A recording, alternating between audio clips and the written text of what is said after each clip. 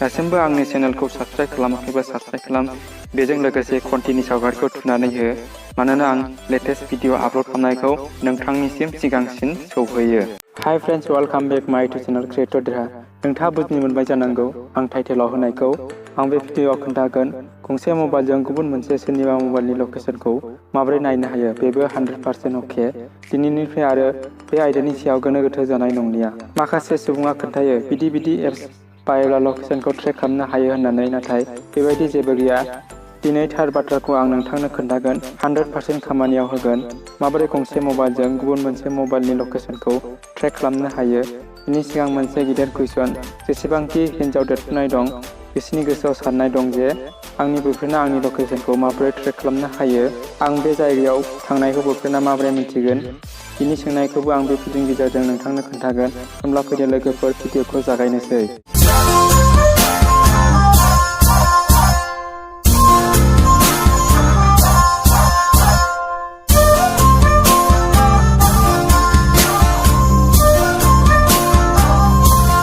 अब्ला लोगोफोर, गंसे मबाइलजों गुबुन मोनसे मबाइलनि लकेसनखौ माबोरै नागिरो बिनि सिगां आं खोन्थागोन। सोरबा हिन्जाव एबा हौवाया बबावबा थाङो आरो सोरबा सोरनिखौबा लकेसन ट्रेक खालामनो सानो, अब्ला बिसोर माबायदि ट्रेक खालामो? बिसोरो मबाइलखौ हेक खालामनो नागिरो नामा? नङाब्ला बिनि मबाइल नाम्बारखौ सोनानै लकेसनखौ ट्रेक खालामदों नामा? बेबायदि जेबो गैया एबा हाया लोगोफोर। आं बेयाव थार बाथ्राखौ बुंनो नागिरदों। माब्लाबाबो रावबो रावनिखौबो मबाइल नाम्बार होनानै ट्रेक खालामनो हाया लकेसनखौ, आरो बे जोबोर इलिगेल जायो।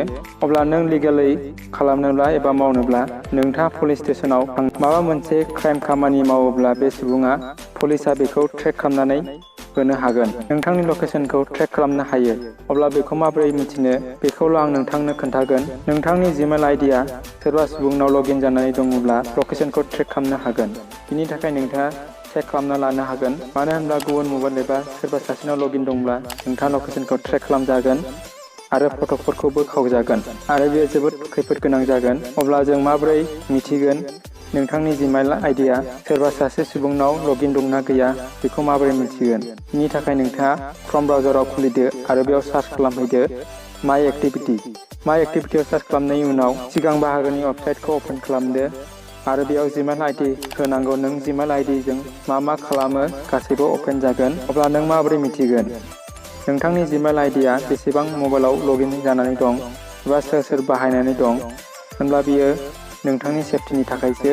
बिनि थाखाय नोंथाङा आगसिनि मोनथाम डटआव क्लिक खालामदो, बिनि उनाव माइ एकाउन्टआव क्लिक खालामदो आरो माइ एकाउन्टआव लांनायनि उनाव मोनसे पेज फैगोन आरो साइन इन एन्ड सिकिउरिटियाव मोनसे अपसन नुनो मोनगोन। गाहायाव बोख्लायबोबाय था। अब्ला नायदो लोगोफोर, रिसेन्टलि इउज डिभाइस नुगोन आरो रिभिउ डिभाइसखौ क्लिक खालामब्ला नोंथांनो मा डिभाइसआव लगइन जानानै दं एबा एक्टिभ जानानै दं खोन्थानो होगोन। अब्ला लोगोफोर बेबायदि चेक खालामनो हायो। दा फैदो लोगोफोर, माबोरै गावनि मबाइलजों गुबुननि लकेसनखौ माबोरै नायनो हायो। सिगाङाव आं मोजां खोन्थाबोखाबाय, माब्लाबाबो थार्ड पार्टि एप्सजों लकेसन ट्रेक खालामनो हाया आरो मबाइल नाम्बार सोनानैबो हाया, नाथाय जिमेल आइडिजों ट्रेक खालामनो हायो। जुदि जाय मानसिखौ ट्रेक खालामनो नागिरनायनि इमेल आइडिया नोंनाव लगइन थायोब्ला बिनि अनगायै जेबो राहा गैया लकेसन ट्रेक खालामनो, अब्ला बिनि थाखाय नोंथाङा गुगोलाव लांदो आरो बेयाव लांनानै सार्च खालामदो फाइन्ड माइ डिभाइस। अब्ला बे अट'मेटिक गावनि लकेसनखौ गुबुन मबाइलावबो खोन्थाना होगोन। जानो हागौ बेयाव जिमेल आइडि बिब्ला जिमेल आइडि होदो, बिनि उनाव लकेसन ट्रेक खालामनो हागोन। फाइन्ड माइ डिभाइस एप्सबो दं, बेयावबो नोंथाङा गुबुननि इमेल आइडि लगइन दंब्ला इमेल आइडि होनानै लकेसन ट्रेक खालामनो हागोन। बेनो गुबै खामानि, बिनि अनगायै जेबो राहा गैया बे खामानिनि थाखाय। लकेसन ट्रेक खालामनो माखासे एप्सफोर दं, बिसोर गासैबो फेक एबा फाल्तु। जुदि मोजां मोनदोंब्ला लाइक खालाम, गासैबो लोगोफोरनो थारैनो शेयार खालाम। दासिमबो आंनि चेनेलखौ साबस्क्राइब खालामाखैबा साबस्क्राइब खालाम, बेजों लोगोसे घन्टिनि सावगारिखौ थुनानै हो, मानोना आं लेटेस्ट भिडिअ आपल'ड खालामनायखौ नोंथांनिसिम सिगांसिन सौहैयो। उननि भिडिअ लोगो मोननायसिम बाय बाय। जै बर' हारिनि जै, बर' राव गेवलांथों।